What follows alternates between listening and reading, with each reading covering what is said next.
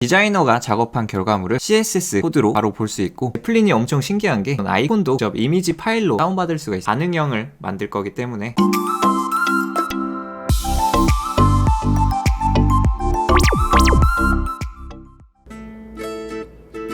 안녕하세요. 누구나 배울 수 있는 쉬운 코딩 채널을 만들어가는 조코딩입니다. 이번 영상에서는 지난 인공지능이 보는 나의 동물상 찾기 서비스의 디자인을 개선하고 조금 더 사용하기 편리하도록 만들어 보겠습니다. 화면을 꾸미려면 지난 영상에서 다뤘던 것처럼 템플릿을 이용하거나 CSS를 이용해 직접 코딩해도 되겠지만, 이번에는 새로운 방법을 사용해 보겠습니다. 우리는 오늘 제플린이라는 도구를 활용해 보겠습니다. 제플린은 포토샵이나 스케치 같은 디자인 툴을 이용해서 작업한 결과물을 자동으로 웹이나 앱에 사용할 수 있는 코드 형태로 바꿔주는 툴입니다. 쉽게 말해서 디자이너가 그린 그림을 바로 코드 형태로 바꿔주는 것이죠. 따라서 디자이너와 개발자가 협업할 때 디자인 전달 도구로 사용하거나, 코딩을 잘 모르는 디자이너가 웹이나 앱을 직접 개발할 때 상당히 유용하게 활용할 수 있겠습니다. 그러면 실습을 통해 직접 사용해 보겠습니다. 화면을 통해 함께 보시죠.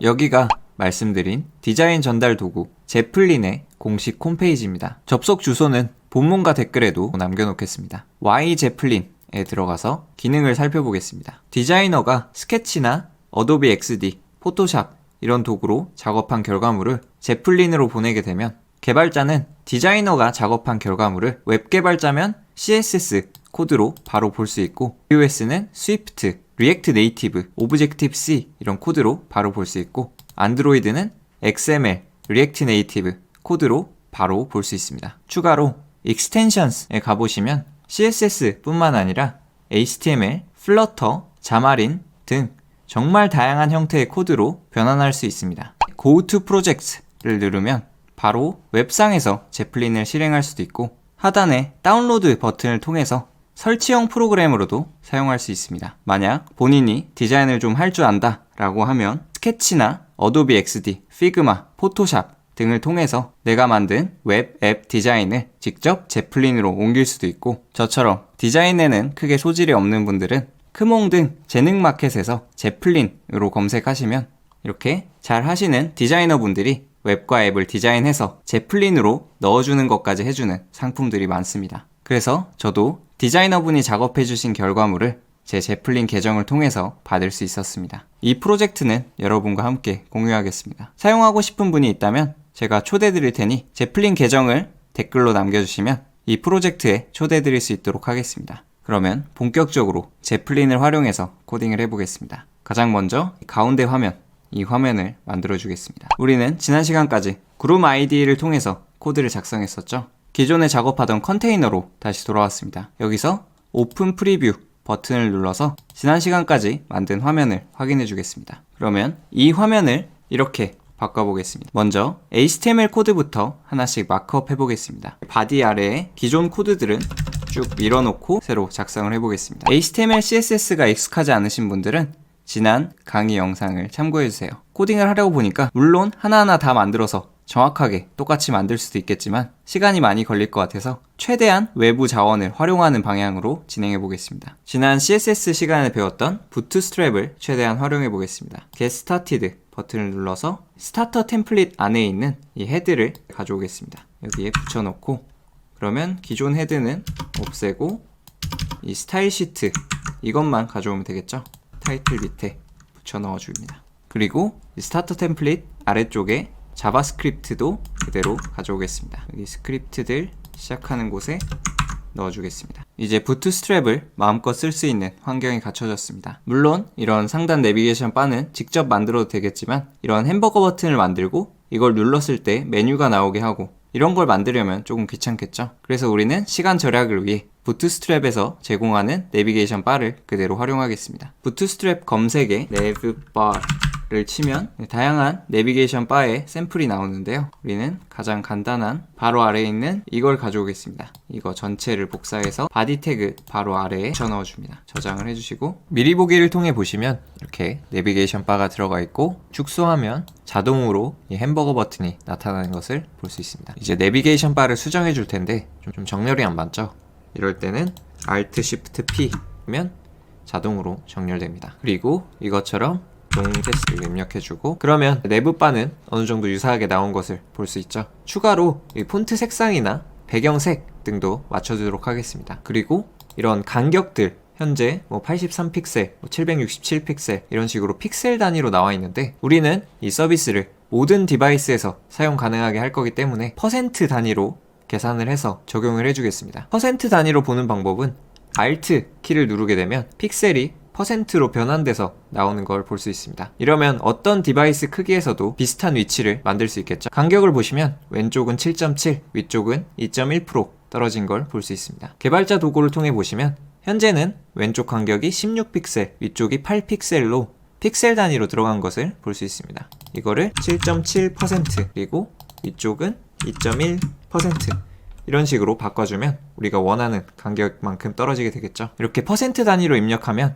화면이 아무리 크기가 변해도 어느 정도 우리가 원하는 간격에 맞게 퍼센트 단위로 떨어진 것을 확인할 수 있습니다. CSS로 직접 추가해 주겠습니다. 내비게이션 바에 nav distance 라는 클래스를 만들고, 이거를 style.css 파일을 열어서 화면을 분할해 주겠습니다. 옆에 놓고 nav distance 라는 클래스를 여기 추가해 준 뒤에 패딩하고, 위아래는 2.1%, 양옆은 7.7%를 입력하고 저장하게 되면, 그러면 원하는 대로 퍼센트 단위로 패딩이 들어간 것을 확인할 수 있습니다. 또 이런 글씨 색이나 기타 옵션들을 적용해 주겠습니다. 근데 너무 많죠? 이럴 때는 이런 버튼을 눌러서 디폴트 밸류, 기본 값들은 빼주는 옵션을 선택하면 좀 더 줄어듭니다. 그러면 좀 더 간소화가 됐죠? 그러면 이걸 복사해서 동물상 테스트 글자가 있는 네브바 브랜드라는 클래스에 복사한 CSS를 붙여 넣어줍니다. 적용하고 화면을 통해 보면 생각보다 글씨가 너무 크게 들어가 있고, 색깔도 우리가 원하는 색이 아닌 다른 색이 들어가 있는 걸 볼 수 있습니다. 왜 그런지 이유를 보시면,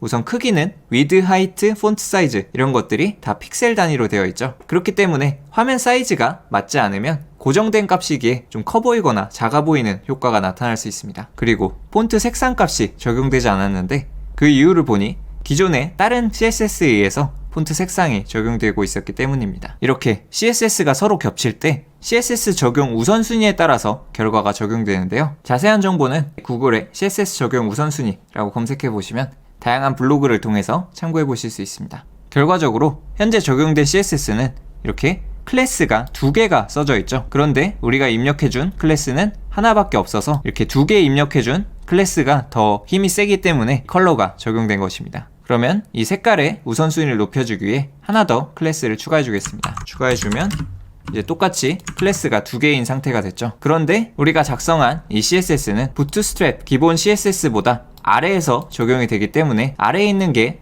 더 우선순위가 높습니다. 그렇기 때문에 같은 클래스의 개수라도 아래에 있는 게 적용이 돼서 새로 고침해보시면 기존 CSS는 적용되지 않고 입력한 컬러가 적용된 것을 확인할 수 있습니다. 그리고 아까 문제가 됐던 이런 픽셀 값들도 다 삭제해 주겠습니다. 보시면 이렇게 글씨가 줄어든 걸 확인할 수 있습니다. 그리고 배경색도 맞춰주겠습니다. 제플린에서는 배경색이 FFFF, 즉 흰색으로 되어 있는데, 현재 CSS를 확인해 보니 이렇게 값이 들어가 있죠. 이거를 다시 FFFF로 바꿔주겠습니다. 브라우저로 확인해 보니 배경은 흰색으로 바뀌었는데 내비게이션 바가 아직 약간 회색인 걸 볼 수 있죠. 왜 그런지 봤더니 BGLight라는 클래스 때문에 백그라운드 컬러가 지정된 걸 확인할 수 있습니다. 얘를 제외해주면 똑같이 흰색이 되겠죠. 그러면 BGLight라는 클래스를 없애주겠습니다. 이것도 뭐 문제가 없는지 한번 확인해주고, 문제가 없죠. 그러면 실제 코드에서 내비게이션 바에 BGLight 코드를 지워주겠습니다. 이제 배경색이 잘 바뀌었죠. 그리고 여기 햄버거 버튼을 보시면 제플린에는 없었던 이런 테두리가 들어가 있는 걸 볼 수 있습니다. 여기 버튼에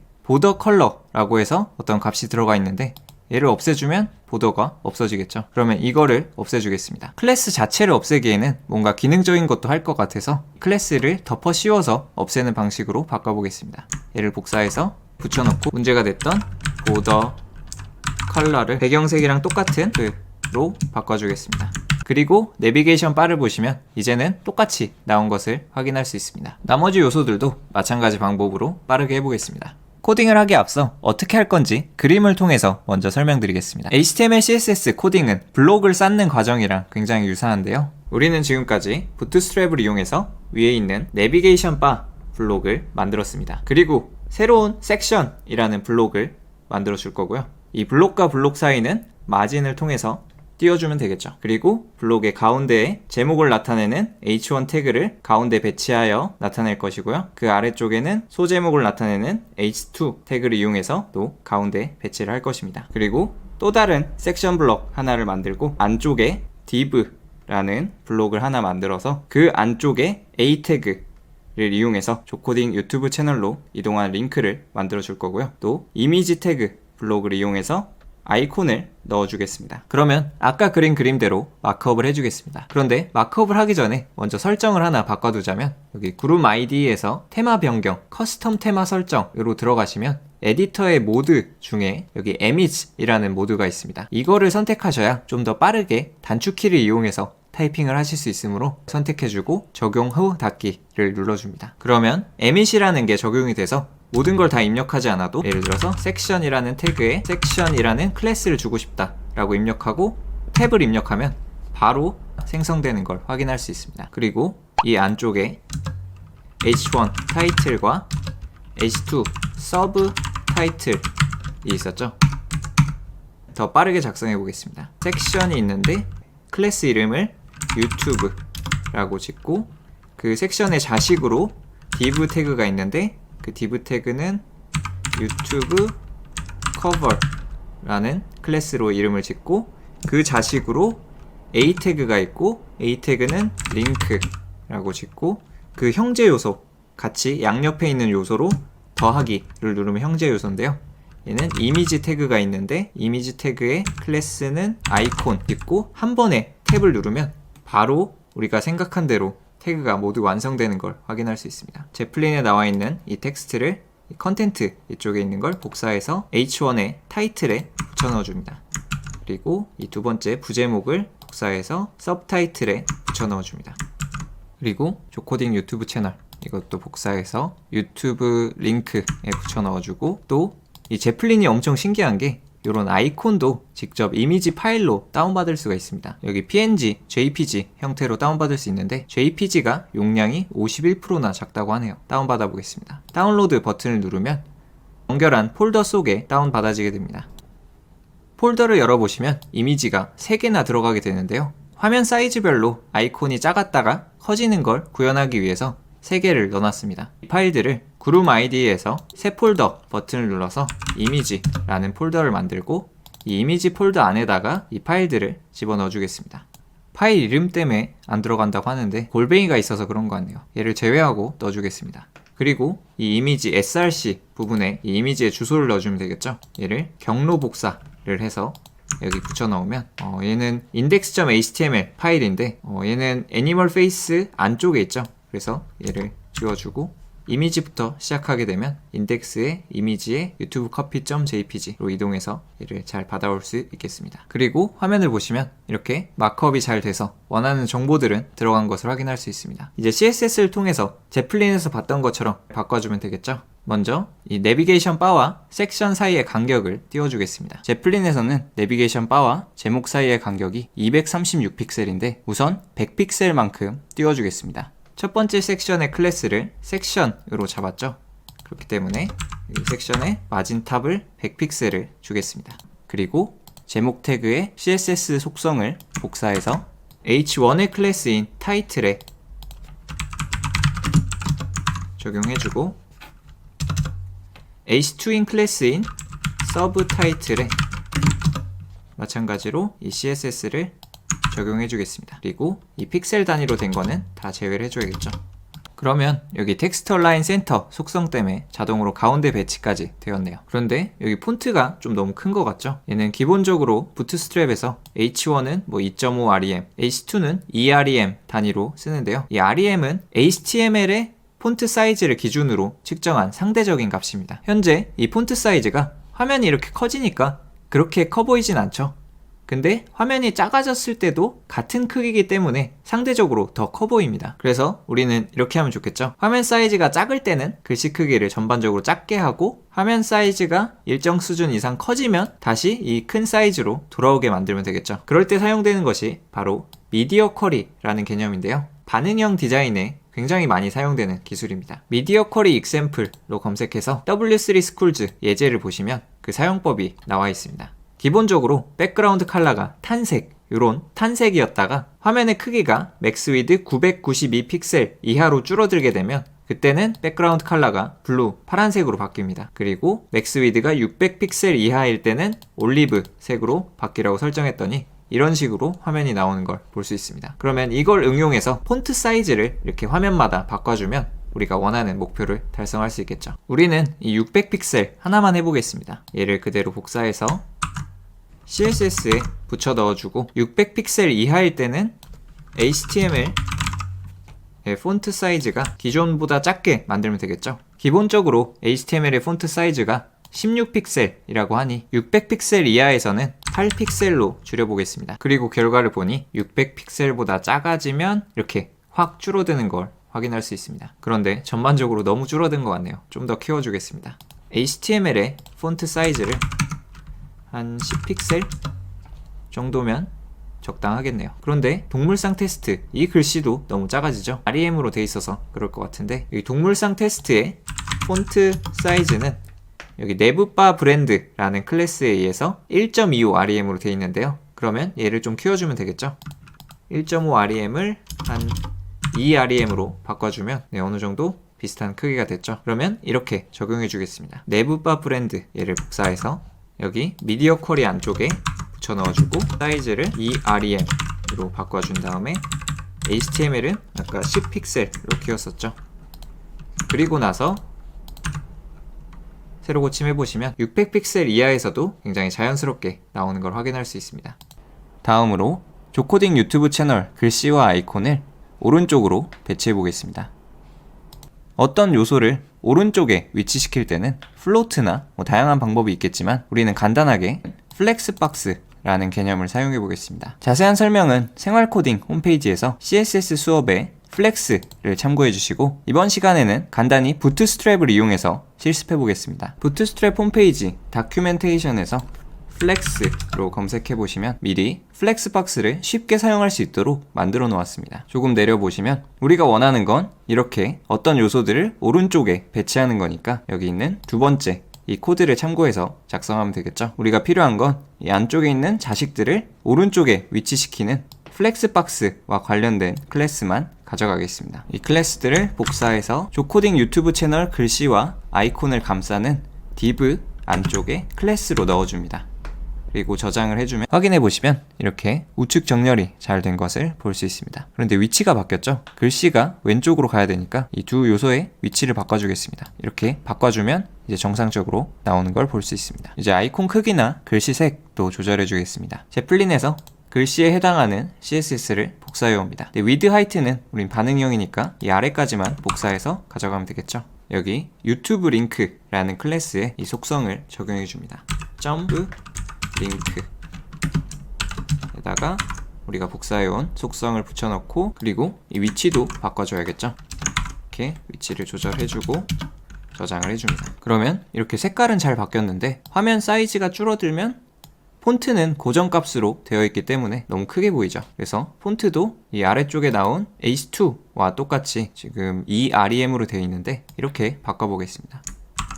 복사해서 글씨에 29.5 픽셀로 되어 있는데 얘를 2 REM으로 바꿔주면 어느 정도 볼만하죠. 제플린과 비교해보시면 간격이 너무 좁고 밑줄도 없고 아이콘도 너무 크죠. 이거를 하나씩 조절해 주겠습니다. 먼저 간격은 이 두 아이콘을 감싸는 부모 태그에 부트스트랩 클래스인 마진탑 한 2 정도 주면 별로 안 떨어지네요.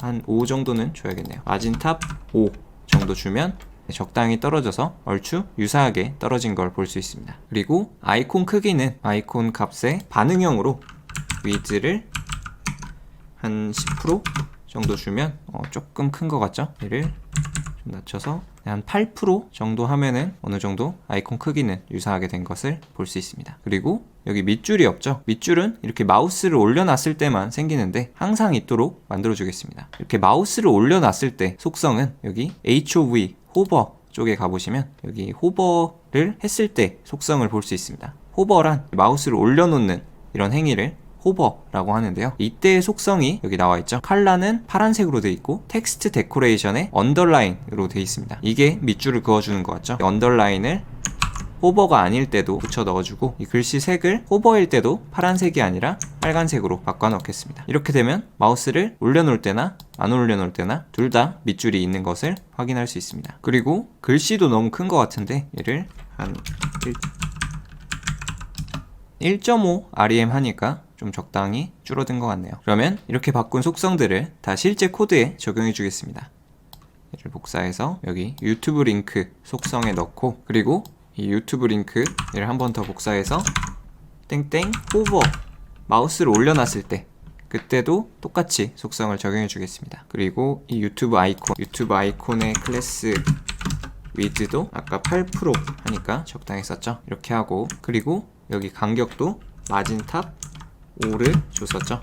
확인해 보시면 예상대로 잘 나오는데 여기 이미지가 너무 오른쪽에 딱 붙어 있는 걸 볼 수 있습니다. 이걸 적당히 안쪽으로 넣어 주시려면 부모 클래스에 부트스트랩 클래스인 컨테이너라는 클래스를 넣어 주게 되면 적당히 안쪽으로 들어가서 균형 있게 가운데로 배치되는 것을 확인할 수 있습니다. 그 다음 이미지 업로드하는 거를 이렇게 바꿔주겠습니다. 강의가 너무 길어져서 개발자 도구에서 직접 적용하는 것만 보여드리고 실제로 코드에 적용해서 저장하는 건 다 똑같기 때문에 생략하겠습니다. 제플린에서 이 박스에 CSS를 복사해줍니다. 그리고 이미지를 업로드하는 박스 파일 업로드 라는 CSS에 붙여 넣어줍니다. 그러면 이렇게 회색 박스가 생겼지만 너무 크고 넓죠? 여기에 아까처럼 컨테이너를 입력해주게 되면 딱 적당하게 양쪽 끝이 들어가게 되는 것을 확인할 수 있습니다. 그리고 이 박스의 높이도 지금 너무 높게 되어 있죠? 지금 703 픽셀로 고정되어 있는데 이걸 상대적인 값으로 바꿔주겠습니다. 픽셀 대신에 한 70 뷰 위즈로 하면 뷰 위즈는 가로 길이, 이 넓이에 따라서 결정되는 값입니다. 즉 화면이 커지면 이 높이도 증가하고 화면이 작아지면 높이도 감소하는 그런 효과가 있습니다. 그런데 70이 좀 너무 큰 것 같네요. 좀 줄여서 한 50 정도면 적당하겠네요. 50 정도로 맞춰주겠습니다. 그리고 제플린과 비교해보면 여기는 Add Image 버튼이 없죠? 근데 생각해보면 이걸 누르는 거랑 똑같기 때문에 이 버튼은 굳이 있을 필요가 없습니다. 그래서 이 버튼은 삭제해줍니다. 그리고 이 안쪽에 있는 하얀 박스에 CSS도 가져오겠습니다. 이걸 복사해서 여기 초록색 박스에 CSS에 붙여 넣어줍니다. 제플린에서는 보니까 이 점점점점 돼 있는 걸 이미지로 인식해서 이 이미지를 넣는 방식으로 돼 있는데 굳이 이미지를 넣지 않아도 이 이미지 업로드 박스의 보더를 솔리드가 아니라 대쉬드로 바꾸게 되면 점점점으로 바뀝니다. 그리고 보더가 4픽셀 너무 두꺼운 것 같죠? 1.5픽셀 정도로 바꾸면 제플린의 보더랑 어느 정도 비슷해졌습니다. 마우스를 올렸을 때도 이런 무늬가 나타나기 때문에 이것도 바꿔주겠습니다. 아까와 마찬가지로 호버를 체크하면 이 마우스를 올렸을 때 호버가 나타나죠. 이거의 백그라운드 컬러가 초록색이 아니라 이 텍스트의 색깔로 바꿔주겠습니다. 복사해서 이렇게 올려놓으면 바뀌었고, 보더도 아까 5픽셀의 대시드 이렇게 바꿔주면 좋겠죠. 그리고 제플린에서 아이콘을 클릭하면 이렇게 이미지 형태로 받을 수 있게 해줍니다. PNG보다는 SVG 형태가 37%나 작다고 하네요. 얘를 받아주겠습니다. 마찬가지로 다운받은 SVG 파일을 업로드 해주고 이미지 태그를 복사해서 드래그 앤 드롭 파일 앤 이미지 요 위에 붙여 넣어줍니다. 그리고 여기 나온 텍스트도 복사해서 이 내용 대신에 붙여 넣어줍니다. 그리고 글씨에도 속성을 주기 위해 여기에 클래스하고 업로드 텍스트라는 클래스를 만들어 주겠습니다.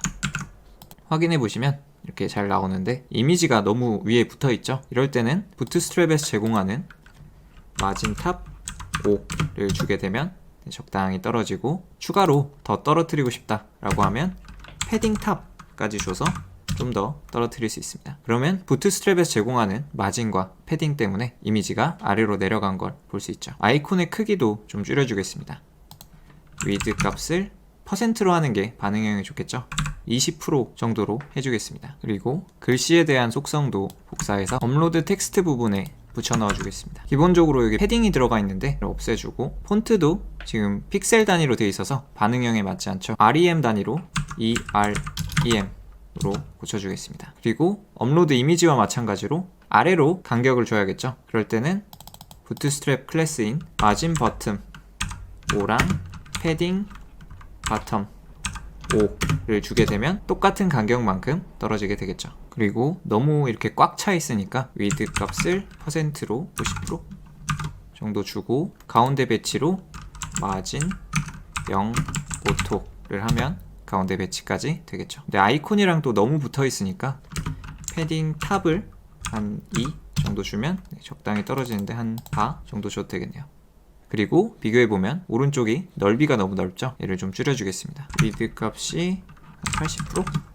더 줄여도 되겠네요. 한 70% 정도로 잡고 가운데 배치 마진 0 오토로 잡아주고 좀 더 작아도 되겠네요. 65% 정도로 하고 그러면 또 높이가 좀 안 맞죠? 높이도 조절해 주겠습니다. 배경의 높이를 우리는 50으로 잡았는데 그냥 이러한 요소를 다 제거해주고 이 박스에 따른 상대적인 높이로 맞춰주겠습니다. 현재 이 안쪽에 마진 탑이 들어가 있는데 이런 것도 빼버리고 그러면 이제 딱 맞는 박스가 됐죠. 그리고 이 바깥쪽 박스에 여기서 패딩을 위아래는 10% 주고 양옆은 0 이렇게 주게 되면 10%가 좀 작죠. 13% 주게 되면 얼추 비슷한 위치에 놓인 것을 볼 수 있습니다. 그리고 글씨도 좀 너무 크니까 글씨의 크기도 1.5 REM 좀 작죠. 이 정도면 크기가 나쁘지 않죠. 양옆도 좀 넓은 것 같으니 여기서도 한 5% 정도 주면 위드도 좀 줄일 필요가 있겠네요.